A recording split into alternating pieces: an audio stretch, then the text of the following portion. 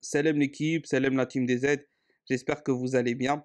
On va parler dans cette vidéo de la corruption africaine, la CAF, qui ne se cache même plus. Il n'y a plus de coulisses, il n'y a plus rien. C'est aux yeux du monde, normal. Et c'est normal, ça passe. Ça passe, il n'y a personne pour dire quelque chose à tout ça.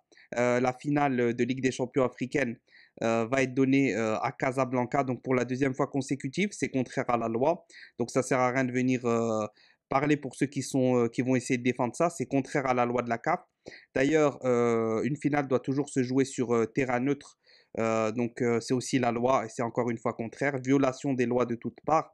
El Ahly, le club, donc l'Égypte a saisi le TAS. Bon, on va en revenir un peu plus tard. Et on va aussi parler de, bien évidemment, Rod Gassama et de l'équipe nationale d'Algérie.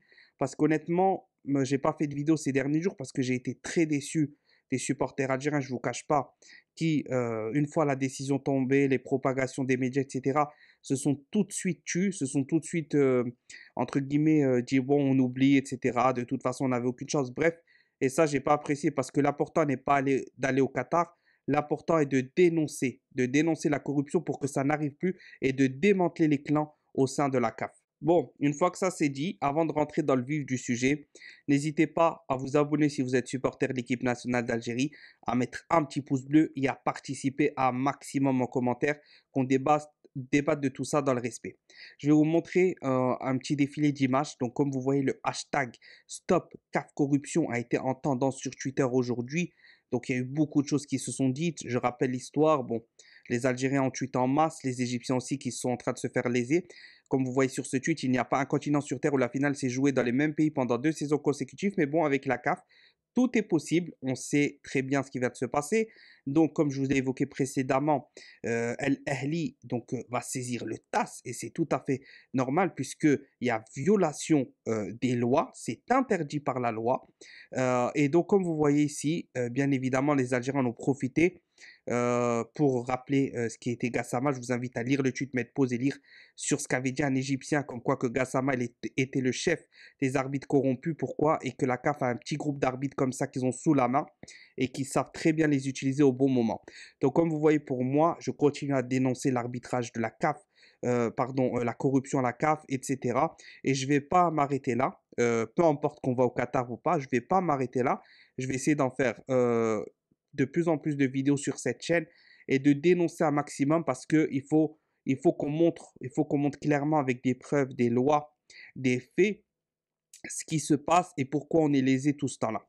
Maintenant, on va rentrer dans le vif du sujet. On va rentrer dans le vif du sujet. Bon, je vous ai déjà expliqué ce qui se passe, d'où est né ce hashtag. Comme j'ai dit, les Égyptiens ont dénoncé, ils sont en train de se battre. Les Égyptiens connaissent très bien l'Afrique et les coulisses puisqu'ils ont tenu l'Afrique pendant de nombreuses années. Ils savent très bien ce qui est en train de se passer. Ils savent très bien que principalement, il y a un homme qui dirige la CAF et que ça plaise ou non, c'est l'EGJA, la Fédération marocaine de football. À sa tête, ce président-là est totalement déjà corrompu à 2000%, on le sait tous.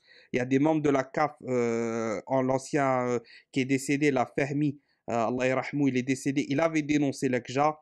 Il y a d'autres membres égyptiens, il y a d'autres membres, ils savent très bien que l'EGJA contrôle tout. C'est le vice-président et vice-président de la CAF, avec l'ancien président Ahmed Ahmed, ils étaient très complices et c'était un gros soutien à la fédération marocaine. Ils sont implantés de plus en plus. Il y a eu des tonnes d'Égyptiens virés, introduits par des membres marocains au sein de la CAF, plus de 10 je crois l'année dernière ou en tout cas sur 2 ans.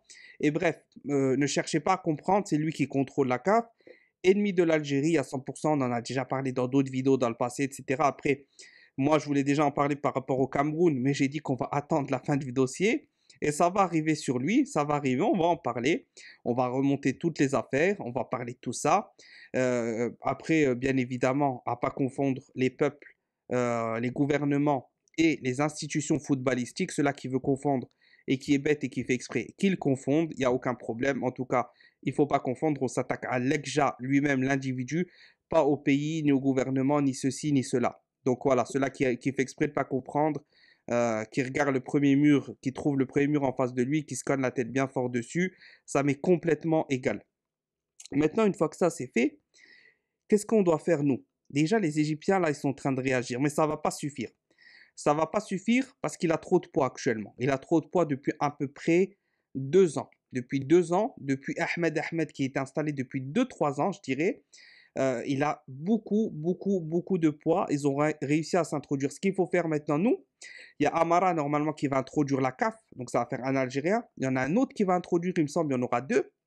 Il va falloir trouver des alliances. Il va falloir trouver des alliances avec, pour moi, l'Égypte, ancienne grande, grande influence de la CAF.